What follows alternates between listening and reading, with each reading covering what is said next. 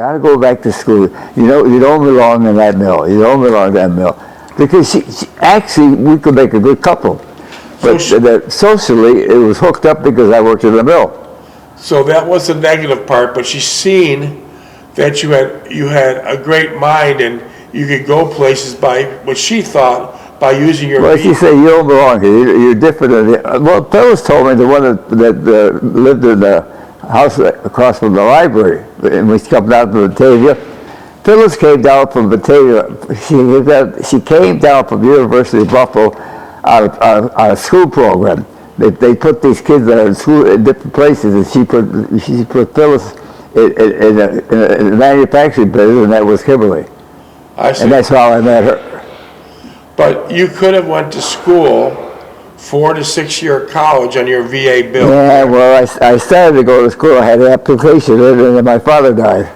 All right, and then what about your mother? Was she happy that you'd go to a college or not? Well, she wasn't happy because she would lose my protection. That's amazing. Yeah, see, it gets complicated after a while. Yeah. Well, you have the protection and you have the income. Huh? You were the mill worker, and so you had the income. Yeah. What you A lot of friction, yeah. Yeah. we drove to one of the theaters on Fall Street. That's where you used to work, right? The movie theaters? Usher, as an usher, yeah. Was that a fun job?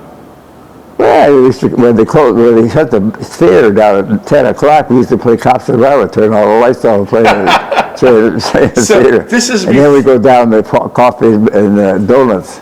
At where, around the clock? At the Italian place. Okay, but when you were working as an usher, that was as while you were in high school before you went to the service, right? Yeah. What would an usher get paid for when? $225 an hour, $225 a week, $225 a week. Okay. For a uniform. Okay, what did the uniform look like? Blue pants, the gold stripe, white shirt, black tie, and a suit vest on. How about a hat? They didn't wear a hat, no. And were you equipped with a flashlight? Yeah, we have a flashlight. You go down the aisle looking for empty seats. You see an empty seat, you stop, flash the light, and the guy up at the top would send one person down to take the seat. I don't think we have a problem today in movie theaters with trying to find. There's a lot of vacancies. I You haven't don't need been an in a usher movie today. theater in a long time. So, what was the last movie you seen? Probably then. No, you went with your mother, your wife. Didn't your last movie you seen was Patton with your wife? No, I didn't see Patton with my wife. I saw Patton with Delphine. Yes, with your wife. Yeah. But I thought you said you went to a movie theater and you weren't happy because you said your feet were sticking to the floors. They were like making sticking noises. Was there a bunch of gum on their floors? Gum on the floor and everything else. Well, when I worked in the store after school, he said, John, make sure they had wooden floors at Kresge's. He said, make sure you scrape all that gum off that floor. And how'd you scrape gum off? He gave me a wide putter knife, and Richard Roof and I scraped the floor. But didn't you say your last experience in Florida, when you went to a movie theater, the floors are sticking? The floors are really sticking with gum or soda pop on the floor or something. Where, in Europe? No, here, when you went to movies with... Well, no, it was the first 10 rows at the front of the show. All the kids used to sit in the front. And on Saturday they had horror movies out, and the kids would piss the floor, get excited, and scream and holler. You're kidding me. Yeah. And it was your job then to do I what? said, Jack, go clean that piss up. It smells the whole place up. You're kidding me. The movies... Huh? No, they got to spray the deodorant on it. Yeah. So the movies were so scary, these young kids. Well, for the kids. That was a horror movie on Saturday afternoon. And what about as your job as an usher? I'm interested to know. Did many people try to sneak through the back door to get into the movies? No, to sneak in? Yeah. No, they did at the stadium. They stayed in the football games. They go underneath the campus. But not at the movie theater. No. Did There's you, only a buck and a half to get in the damn thing. how was did that movie theater had a balcony? Yeah, I had a balcony. The balconies were better grade, better cost. Was smoking allowed in the movie theater? No. Not even in the Well, I balconies? think they stuck a smoke up in the balcony. They were privileged. They paid more money, so they were privileged. And let me ask you this, as compared to a movie theater snack bar today, what kind of snacks did they have at your They snack? had a vending machine at the lobby for popcorn and for peanuts, Cokes, and that. But sometimes the kids for Saturday, they bring their own lunch in. They bring their lunch to the movie Yeah, theater? bring their lunch in the bag and eat there in front and screaming and hollering and piss the floor and everything. This is unbelievable. Yeah. And how long did you have this job for? Huh? I had that job for almost a year. No kidding. You enjoyed it? Huh? You enjoyed No, it? I didn't like that job. I hated the uniform. It smelled in the dressing room. Ugh. And do you remember the people you worked with? He was a Greek. Did he speak English? Yeah, he spoke to John. He said, "I want you to take care of those people better than you want." It was Saturday afternoon, or Saturday night. It was a busy night. He said, put the ropes up and get those people separated, and get somebody down to the end of that scoop down at the auditorium end, and find the seats for these people. They're jamming up. I see. So you had to organize the crowds. Well, I was looking for empty seats. It was that busy, huh? Huh? Wasn't there another movie theater right next to you? Cataract and Strand. Did you work at that one too? Yeah. And And that was was the hippie room, and there was another one too in LaSalle. I worked at all four of them. And did they, were they as equally as busy? There was a lower class movie. Yeah. It was a neighborhood movie. I see. These were downtown on Fall Street, Strand and Cataract together. Was they mostly horror shows for the kids on Saturday? Horror stories and serials on Hope Gibson, Mandrake, Shadow was on Saturday afternoon for the kids. Oh, wow. It was a serial. A cereal. And they get all excited and piss the floor and everything. So you had a good time. Yeah. I drove to one of the theaters on Fall Street and I held her hand throughout the movie. As I sat there, I wondered where all this was taking me. I certainly attracted her, but I felt something for me. Well, now, who are you talking about, Renee? What's that? Who are you talking about? I'm talking about the lady that worked at the mill, Rose. Rose. Her father worked at the mill, too. She didn't want to be a mill wife. I thought it was best not to get too emotionally swept up, which I had a prosperity to do so. Instead, to look at this in an objective manner. After the movie, we drove to a small nightclub outside of town. It had a dance floor. Now, she was always depressive. You got to get out of there. You don't belong in that damn place. You got to go to school. We danced several times, and I enjoyed her holding her and feeling. She drank a mild wine, and I was having a scotch and water. So What's she do? It says, and I was having a scotch and water. So you actually drank? It says right here. Say that again. What's she had? She was having a mild wine. Where? You took her to a nightclub after the movies. Oh, yeah, what was that one on Packard Road, yeah. And I was having a scotch and water. The only drink I knew outside of beer, which I detested. Well, we never finished the drinks. He kept yakking about me getting out of there, go to school. And I said, let's go. You had enough. We talked of work, but skirted around my job there. She talked mostly about the supervisory people she had came into contact with, the mill manager Well, she worked with them in the office. and the superintendent, and never mentioned the people she worked with directly. I realized more direction she was toward, but said Well, nothing. see, the office workers and all the girls would go to lunch at 12:30 to 1:30. Well, I never step in that cafeteria between that hours at all, because all the girls would be together. Okay, I understand. And then they talk about one another.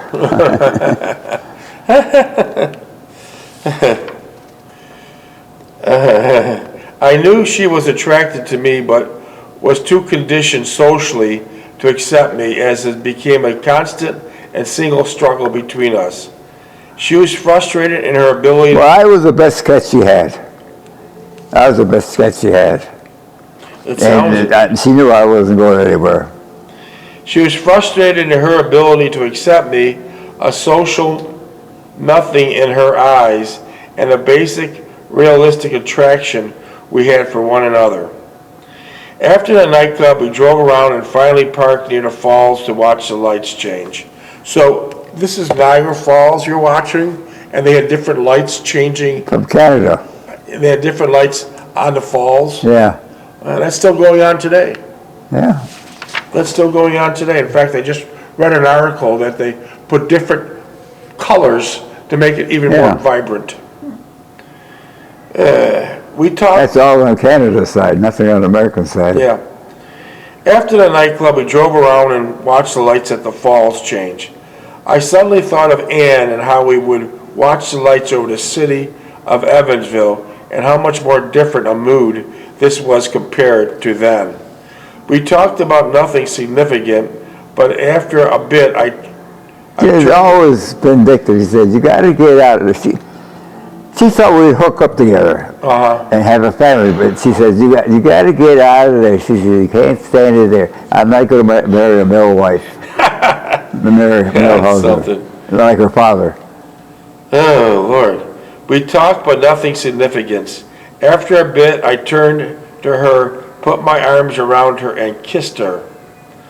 For several minutes, we dismissed our mutual struggle and were immersed in our own attraction.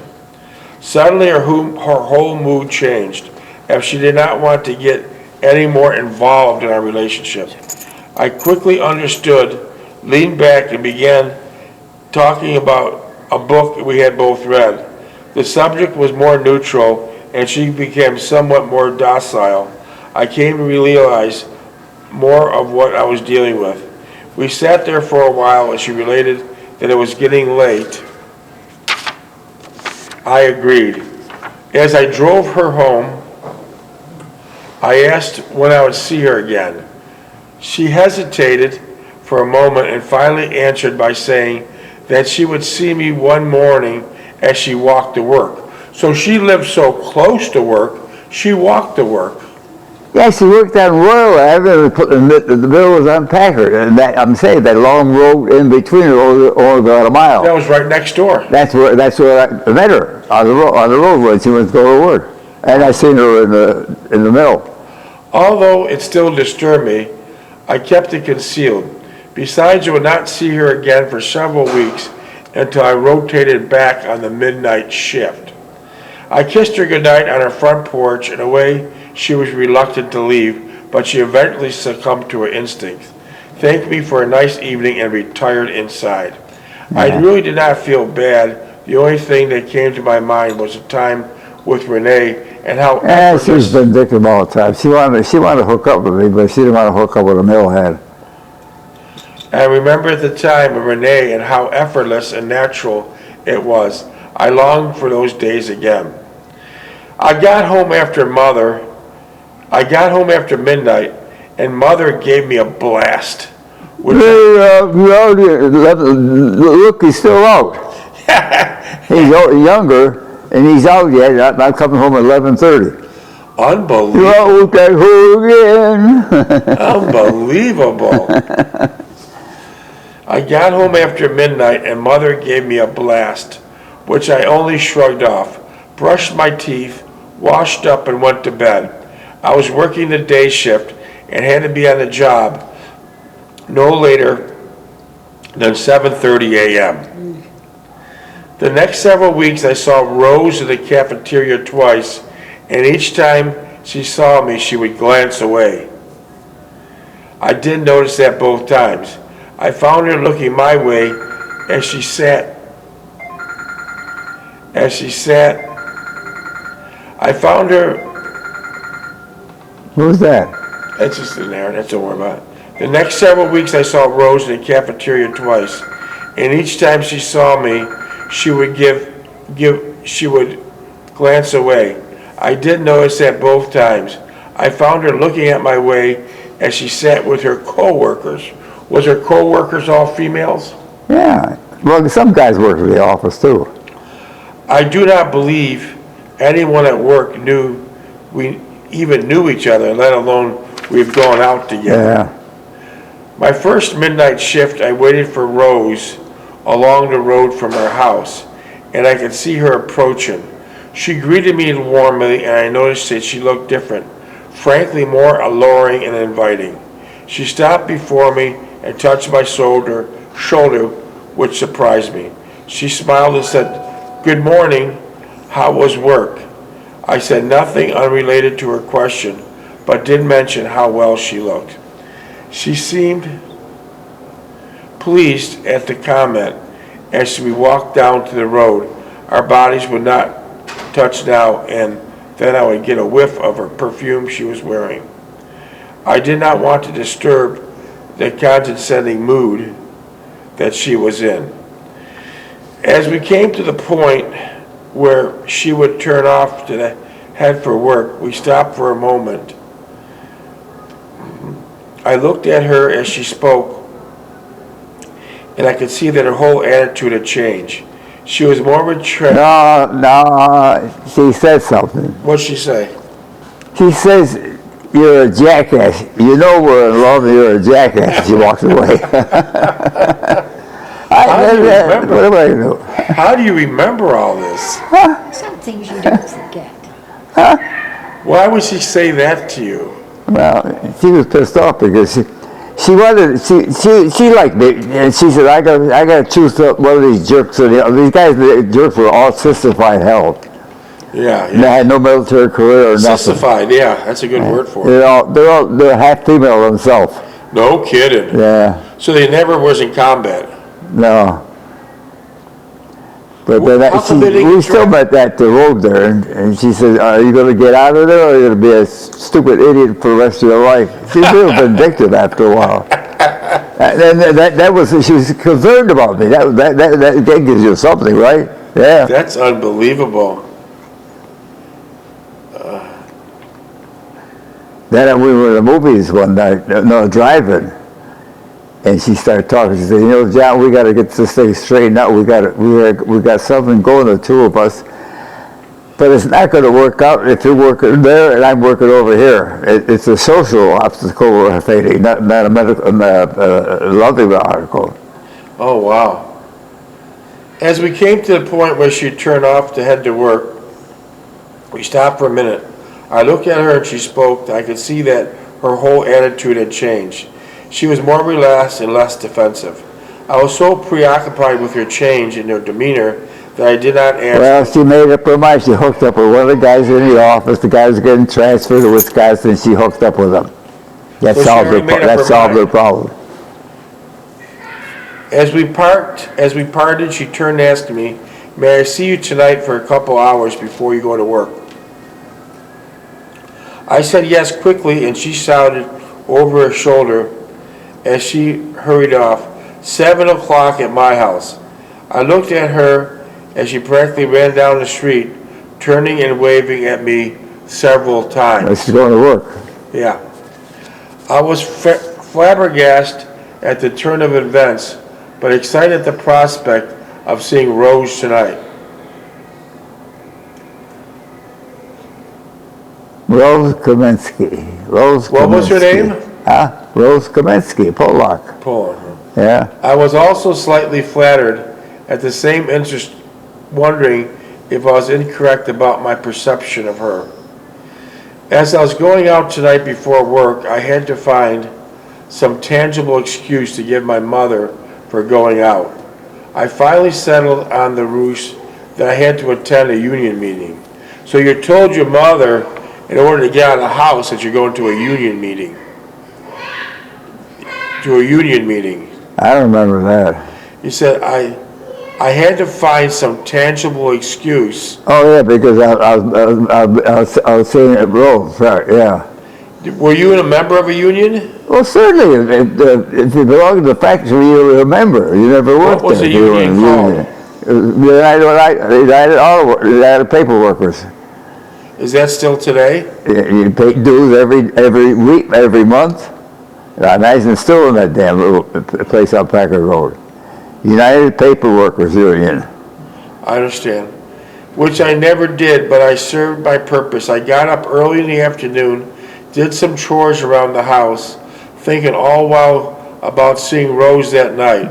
I picked up Mother from work at 4 p.m. and waited around the house until supper time, grabbing a quick shave and all while thinking of where to take Rose for several hours before I had to go to work. As I stopped in front of Rose's house, she ran out, and before I could open the door, she was in the front seat sitting next to me. See what? As I stopped in front of Rose's house, she ran out, and before I could get out to open the door for her, she was sitting in the front seat next to me. I could smell her perfume as she sat next to me. She greeted me warmly, and she seemed completely relaxed and pleased to be with her. Yeah, she made up her mind. She's leaving. She's leaving. She's leaving. Goodbye, Chomsky. Where would you like to go? I blurted out, thinking more of her mood and behavior than any place to go. Let's just drive around, she answered. We really don't have much time until you have to go to work. I thought that was also strange. We were supposed to have a long talk how she was going to hook up with this guy, and she didn't want this guy, but she had to go and all the nonsense. I thought, too, that was also strange. She never mentioned my work before, but I was at a loss to understand her newfound behavior. Where areas before in our talks she was defensive, almost to the point of being antagonistic, now she was subdued and much more amiable. We talked about my mother, which was shocking to me. It seemed her sister worked in the same department store, Kresge, my mother did, but in the upstairs office. As Rose refreshed my memory, I did recall her sister when I worked there after school. Her sister would mention my mother quite often, how a great cook she was, and Rose agreed with her, as she had eaten at the store cafe on different occasions. This was an entirely new experience to me, talking about my mother to anyone outside the family. The remarkable thing about the whole episode was I did not mind it a bit. I enjoyed it to a certain extent. I did not feel uneasy or tensed up, but rather almost eager to talk to Rose.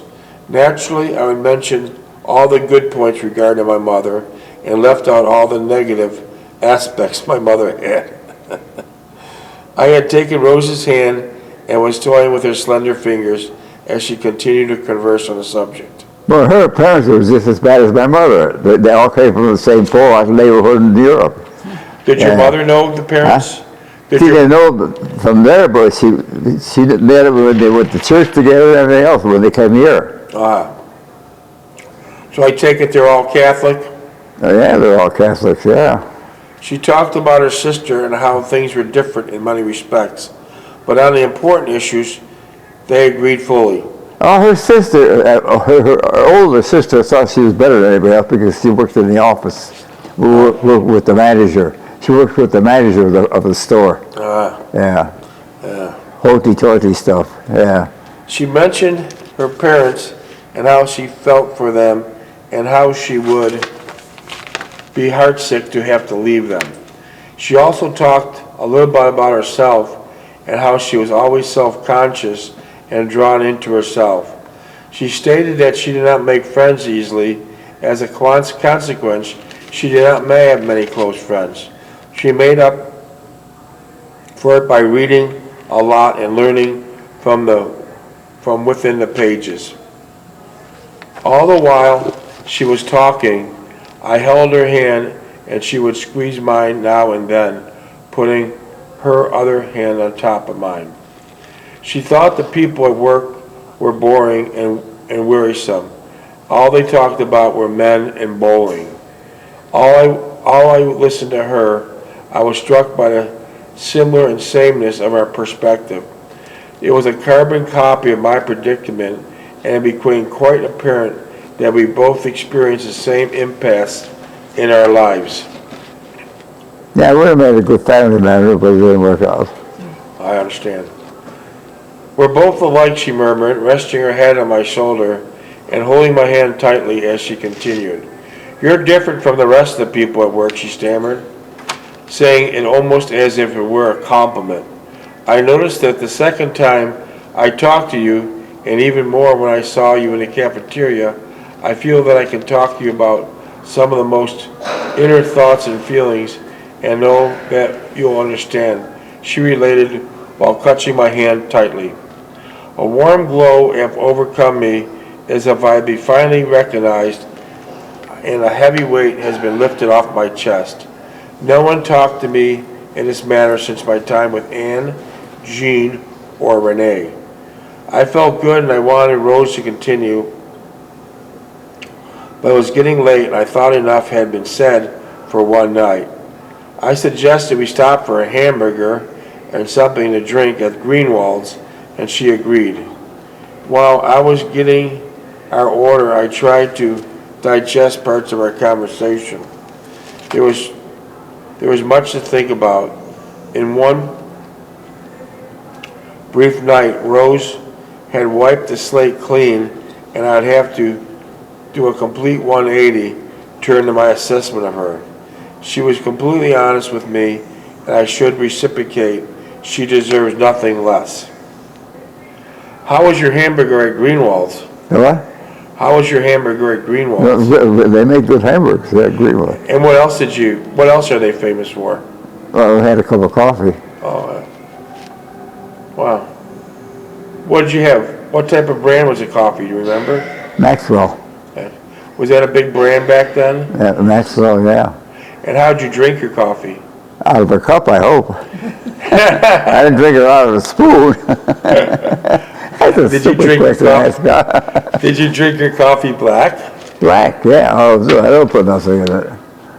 No sugar. I gotta be careful here now. When they come to the chair, they said, "Do you want coffee?" It's the color of woman, black woman. I said, "Yeah." And she says, "How do you want it?" I'm hesitant. I can't. I'm afraid to say black.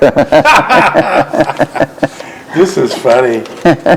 Oh boy, this is funny. There's all that social stuff coming up all the time. Did you put saccharin in it like your mother? No, I told my mother that the poison, that saccharin was poison. And but She she put always said, 3 tablets in for the coffee. and several times a day. Well, she only had 3 cups of coffee a day, but there was a lot of tablets going in her system. She had a little pill box with all those. Yeah. I said, "Why are you taking those, Mother? I drink the coffee like you do. She said, "Well, I'm used to it." I said, "What do you think that does for you?" I said, "Probably your kidneys and your liver. That's what it's doing." Oh boy, yeah. I returned to the car and she was still aglow and radiant from our conversation. I felt she wanted to say more about the very nature compelled her to be. I also was eager to continue the conversation, but we did not want to press the issue. Now, let's talk about the other girl, Phyllis Uphill, the one that went to Batavia. She went to the University of Buffalo and come down here on a class. Phyllis? Class. Was that Phyllis? A class union because she was in industrial relations at the University of Buffalo, and they sent her to Kimberly. So I hooked up with her too.